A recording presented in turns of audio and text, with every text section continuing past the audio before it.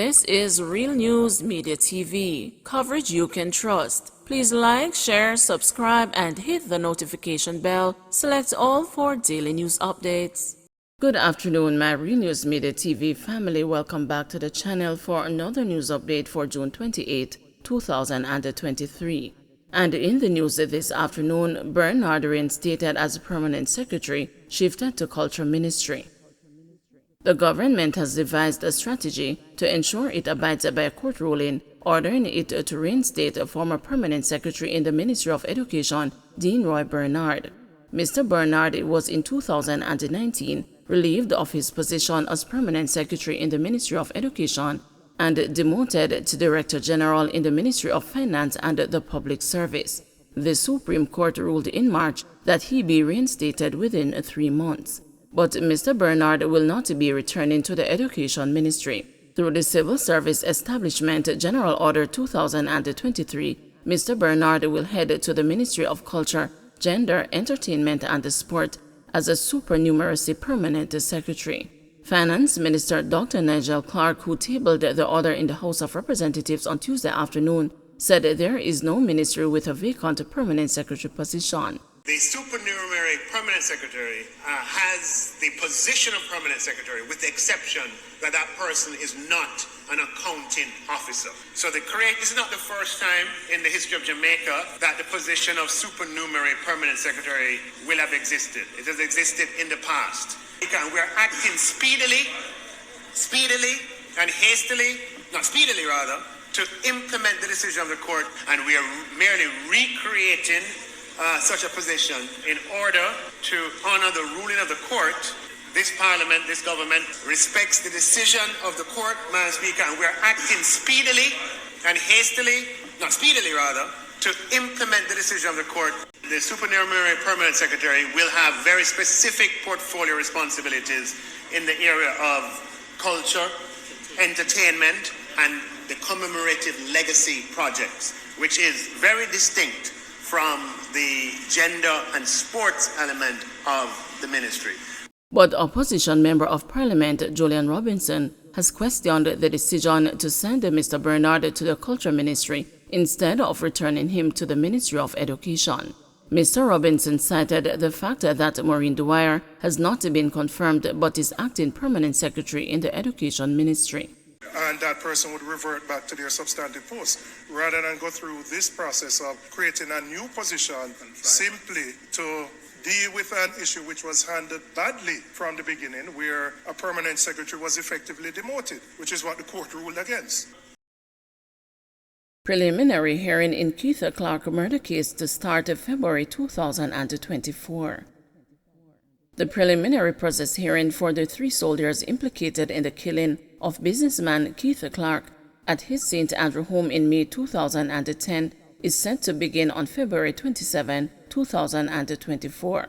The hearing is estimated to last 3 weeks in the Home Circuit Court. Corporal Odell Buckley, Lance Corporal Gregor Tinglin, and the Private Arnold Henry are to return to court on December 5 for case management.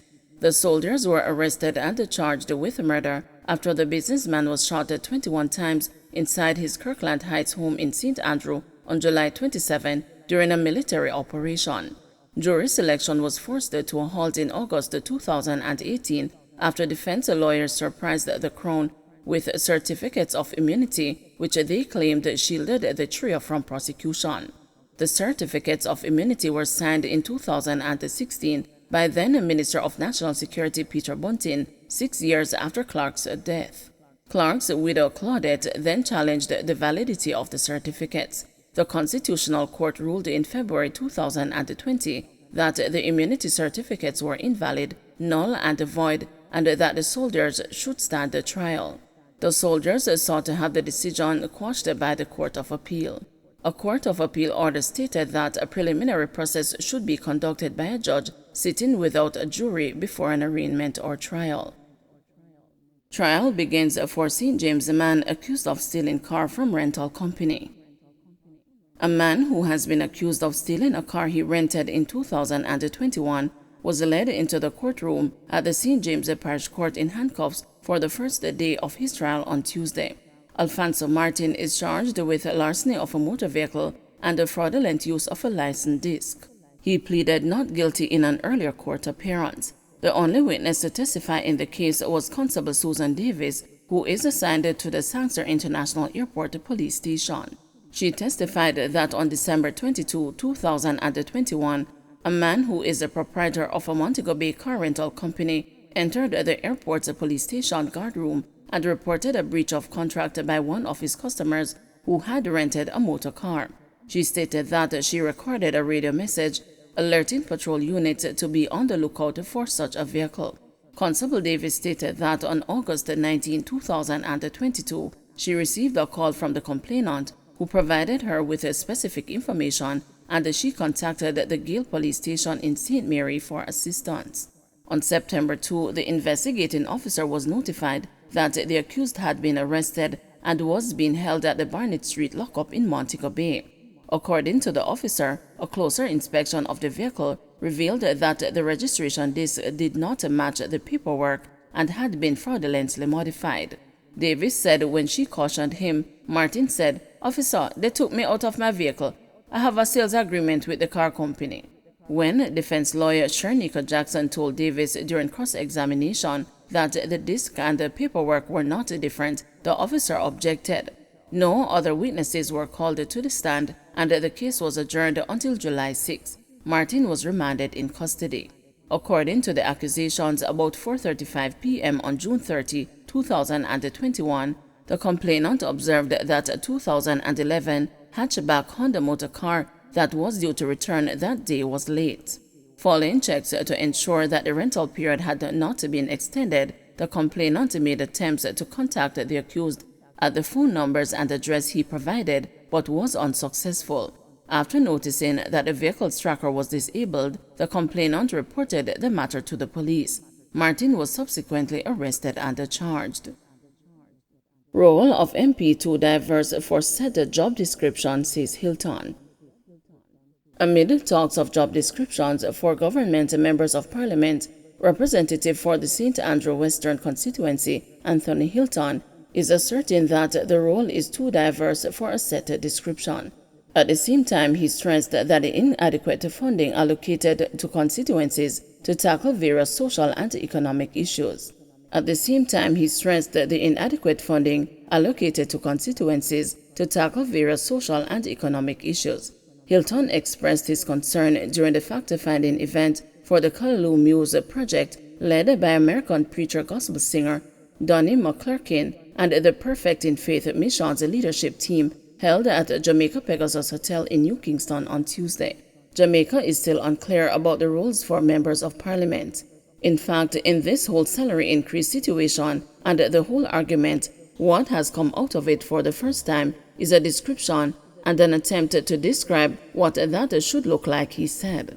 His comments follow Prime Minister Andrew Holness's tabling of a white paper last Tuesday on job descriptions for government ministers and a green paper on job descriptions for MPs. Members of Parliament play all kinds of roles, psychologists to every imaginable role. So to say that, as it is in the United States and other places where the congressman roles are defined, that is just largely around the policy and the planning. In Jamaica, it's everything from pastor and everything from womb to the tomb. So the sources are really allocated to ministries and agencies, added Hilton. Regarding the 20 million Constituency Development Fund allocation, Hilton noted that it is overestimated and is believed to be given to the MPs.